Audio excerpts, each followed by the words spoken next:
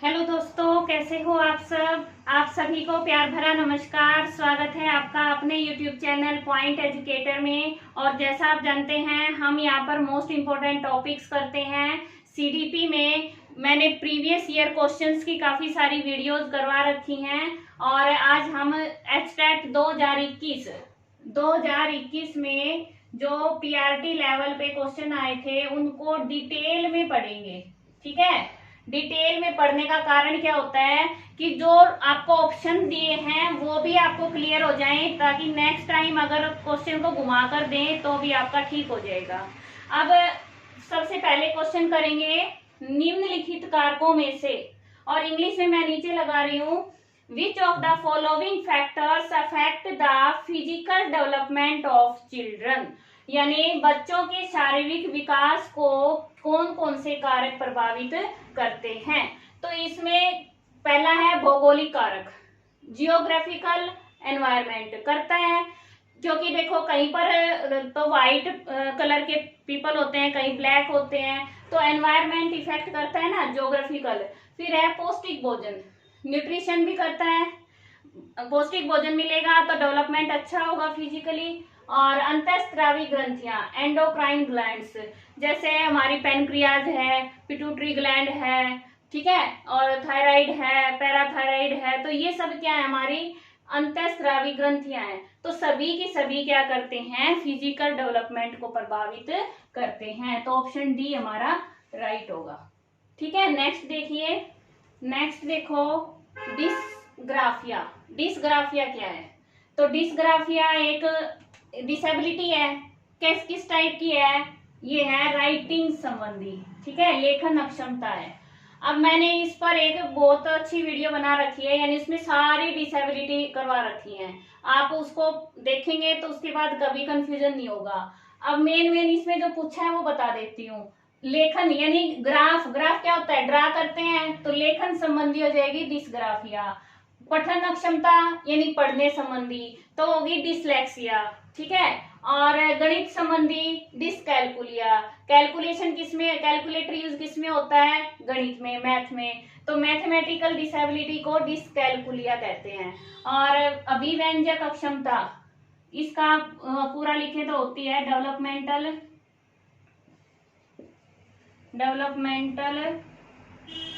Expressive language disorder, ठीक है, इसको ये कहते हैं। ये डिसऑर्डर है, ये क्या होता है कि लैंग्वेज के डेवलपमेंट में प्रॉब्लम होती है। बच्चा अपनी बात को अच्छे से कॉम्प्लेक्स सेंटेंस बना के नहीं बोल सकता, ठीक है, उसको एक्सप्रेस नहीं कर पाता, तो उसको कहते हैं developmental expressive language disorder.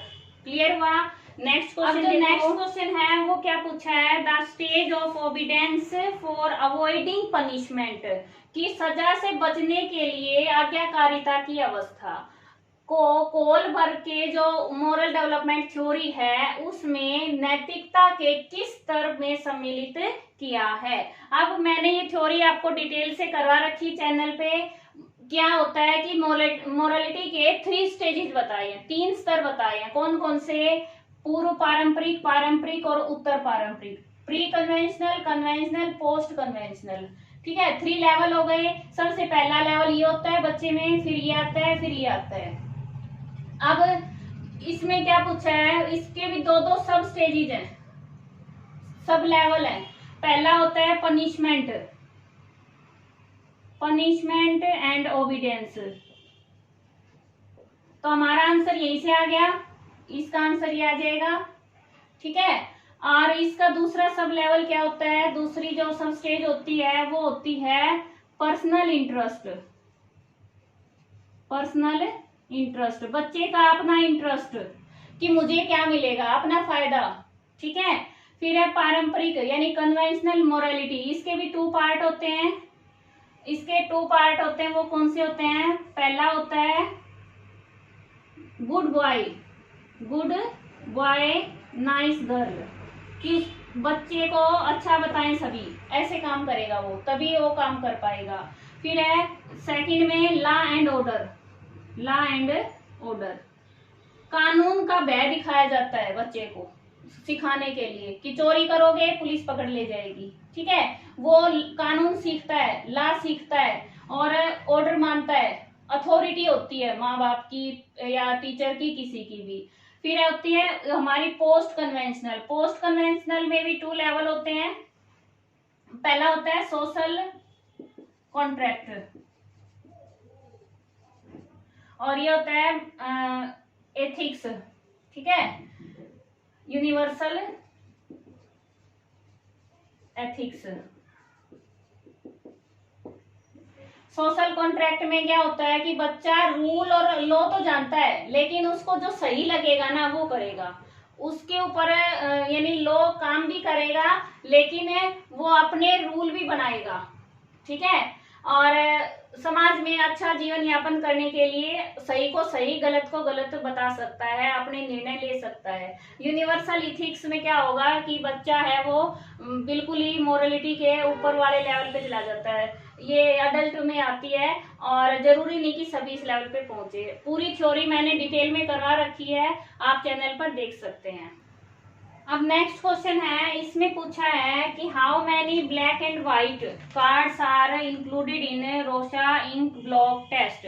रोशा ink blot test है, शाही डब्बा परीक्षण है, इसमें कितने काले और सफेद ब्लैक एंड व्हाइट कार्ड हैं। बिल्कुल सिंपल सा क्वेश्चन था, 5 कार्ड हैं, ठीक है। अब इसके बारे में थोड़ा थोड़ा बता देती हूँ। ये क्या है, रोशा शाही डब्बा परीक्षण, रोशा इंक ब्लॉक टेस्ट है। ये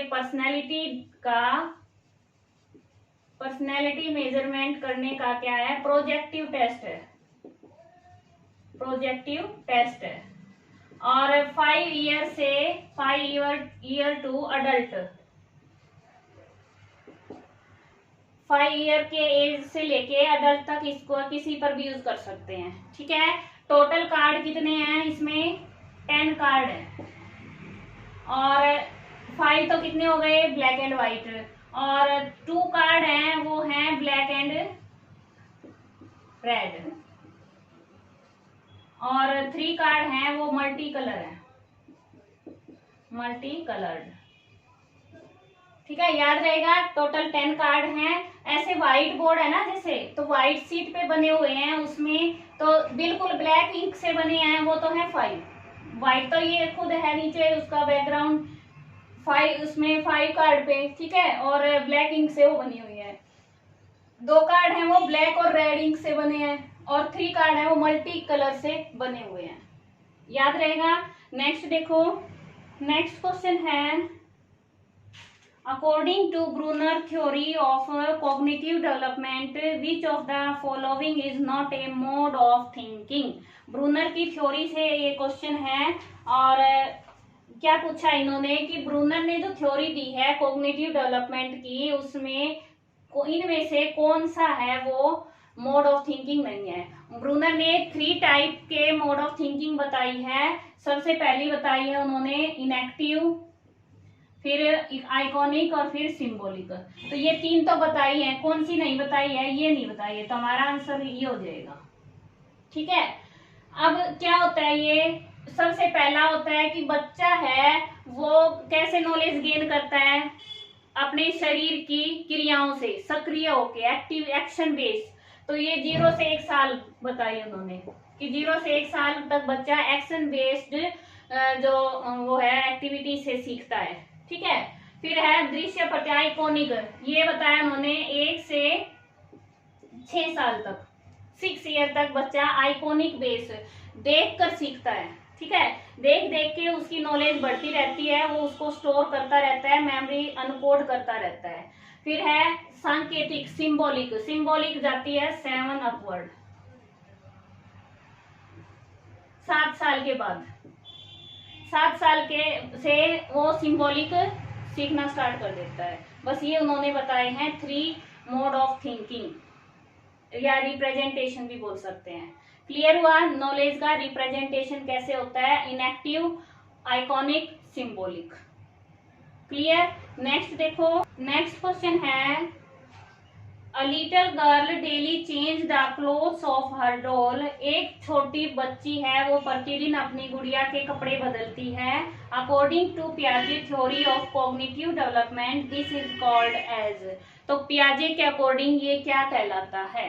उनका कंसेप्ट है कि बच्चा है, एक लेवल ऐसा आता है जहां पर बच्चा हर चीज को सजीव देखता है, सूरज को सजीव समझता है, यानी हर चीज को, अपने खिलौनों को सजीव समझता है, उनमें लाइफ देखता है कि ये भी मेरी तरह ही है।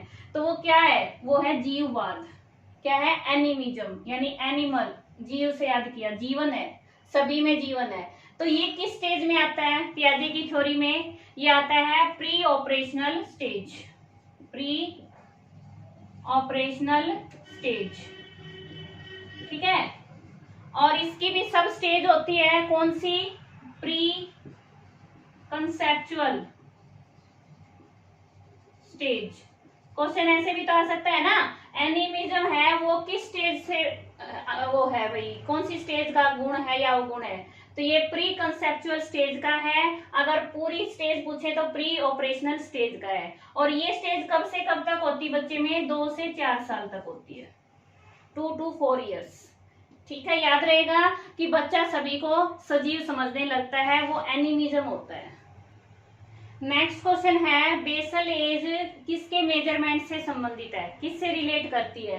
तो ये आंसर होगा हमारा इंटेलिजेंस। इंटेलिजेंस का जो मापन होता है, आईक्यू का मापन करते हैं, वहां बेसल एज निकाली जाती है। अब आपने ये सुना नहीं होगा शायद, बेसल एज कैसे होती है, कब निकाली जाती है? तो आईक्यू निकालने के लिए हम मेंटल एज निकालते हैं, ठीक है, mental as upon CA into में 100, ये निकालते हैं।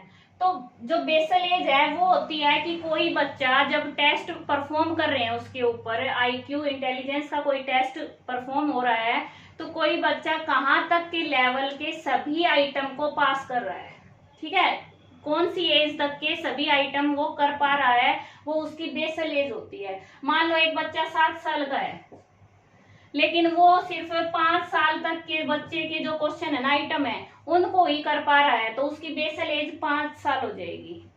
बिल्कुल सही कर पा रहा है। बाकी कुछ आगे के क्वेश्चन भी कर रहा है, अलग अलग लेवल के, अलग अलग एज के, तो उन सब को कैलकुलेट करके मेंटल एज निकलेगी। लेकिन जहां तक वो सही तरीके से सही कर रहा है पूरे के पूरे आइटम, वो उसकी बेसल एज होती है। ठीक है, नेक्स्ट देखो, नेक्स्ट क्वेश्चन देखो, A teacher taught to the students that plural of girl is girls. With this learning, the students make plural of woman is women's. This is an example of which type of transfer of learning. और transfer of learning से question भी mostly पूछा जाता है और इसकी video channel पर है, आप अच्छे से समझ सकते हैं। अब इस क्वेश्चन में पूछा है कि शिक्षक ने बच्चों को सिखाया कि गर्ल को गर्ल्स में बना देते हैं, ठीक है, जब बहुवचन करते हैं, प्लूरल करते हैं तो गर्ल्स हो जाता है, गर्ल का गर्ल्स। अब बच्चों ने क्या किया, वुमेन दे दिया टीचर ने, तो उन्होंने वुमेन्स बना दिया। अब ये पूछ रहे हैं कि ये किस तरह का क्या है, ट्रांसफर ऑफ लर्निंग है।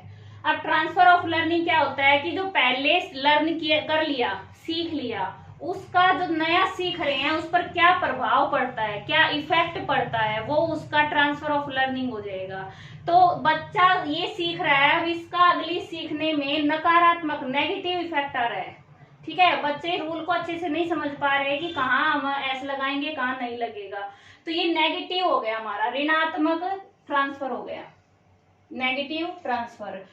पॉजिटिव होता है जहां पर पहले सीखे हुए ज्ञान का अगले सीखे हुए ज्ञान में पॉजिटिव इफेक्ट हो, उसमें सहायता मिले, मदद करे, बाधा पहुंचाए तो नेगेटिव हो जाएगा।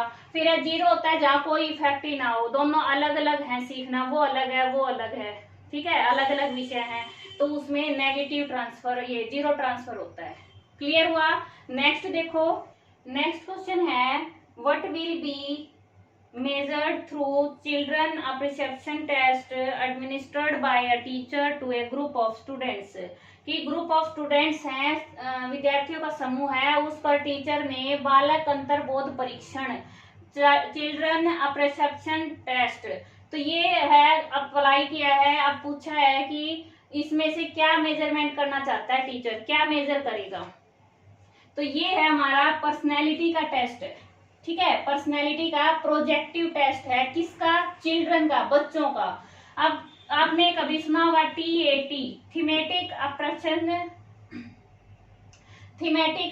अपर्सेप्शन टेस्ट, ये होता है बड़ों के लिए, ठीक है। और ये होता है CAT, चिल्ड्रन के लिए। ये 10 ईयर, 3 से 10 ईयर तक के बच्चों के लिए होता है। इतना क्लियर हुआ। और पर्सनैलिटी के लिए ये प्रोजेक्टिव टेस्ट है। इसमें 10 कार्ड होते हैं, कितने, 10 कार्ड होते हैं। उन पर एनिमल्स छपे होते हैं। जैसे मान लो एनिमल आपने लगा लिया, चिंपैंजी है या फिर कोई भी बियर है, वो कुछ एक्टिविटी कर रहे हैं, तो उनसे बच्चों को स्टोरी बनाने के लिए बोला जाता है कि आपको इस कार्ड में, इस पिक्चर में क्या नजर आ रहा है, ये क्या कर रहे हैं, आगे क्या कर सकते हैं, उसके बारे में स्टोरी बनाओ। तो 10 कार्ड होते हैं, उन पर एनिमल्स की पिक्चर्स होती हैं और स्टोरी बनाने के लिए बोला जाता है। और इनका जो ये है 1949 में पब्लिश हुआ था। और इसके जो बनाने वाले थे वो थे लियोपोल्ड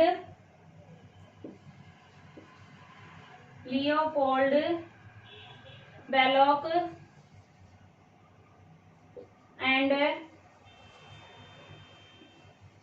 सोनिया सोरल बेलो, ठीक है। इन्होंने ये बनाया था और 1949 में ये पब्लिश हुआ था पहली बार। और 3 से 10 ईयर के बच्चों के ऊपर है, 10 कार्ड हैं, इतना याद रख लो। ये TAT का क्या है, उसके ऊपर बेस है। TAT बड़ों के लिए है और ये छोटे बच्चों के लिए है। और ये एक और बात है, ये साइको एनालिटिक जो मनोविश्लेषणात्मक पद्धति होती है उसके ऊपर है कि बच्चे के मन में कैसे विचार हैं, उसकी यानी कॉन्फ्लिक्ट हैं या फिर वो कैसा कैसा महसूस करता है, मोटिवेशन क्या है, उसका मोटिव क्या है, ड्राइव क्या है, उन सब के बारे में जानकारी ली जाती है इस टेस्ट के द्वारा। क्लियर हुआ। नेक्स्ट देखो, नेक्स्ट है, ये क्वेश्चन है, इसमें पूछा है which one of the following psychologist is not related with behaviourism. Behaviourism से, व्यवहारवाद से कौन सा संबंधित नहीं है। अब इसमें आप देख सकते हैं फ्रॉयड, मैंने आपको पर्सनैलिटी की जो वीडियो कराई है, अप्रोच कराई है, उसमें भी बताया है और भी कई बार बता चुकी हूं कि फ्रॉयड का नाम है वो हमेशा मनोविश्लेषणात्मक, ये नाम जहां आपको दिख जाए वहां फ्रॉयड होंगे, ठीक है। मनोविश्लेषणात्मक, साइको एनालिटिक, तो ये व्यवहारवाद से नहीं है, तो ये ऑप्शन आ जाएगा। बाकी ये सारे व्यवहारवाद से हैं। जो भी लर्निंग की थ्योरीज हैं, जैसे थॉर्नडाइक की है, वो भी व्यवहारवाद से हैं, पावलोव हैं, तो ये सारे क्या, वाटसन है, स्किनर है, हल हैं, ये सारे व्यवहारवाद से हैं, बिहेवियरिज्म से हैं।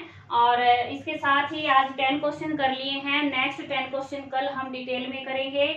Thanks for watching. और कोई आपका सुझाव है या कोई प्रॉब्लम है समझने में, दिखने में, तो आप बता सकते हैं। आपकी जो प्रॉब्लम है जरूर सोल्व होगी। और टेलीग्राम ग्रुप है मेरा, यानी पॉइंट एजुकेटर, उसको ज्वाइन करें, वहां भी आप अपनी प्रॉब्लम शेयर कर सकते हैं। Thanks for watching. आपका दिन शुभ हो। धन्यवाद।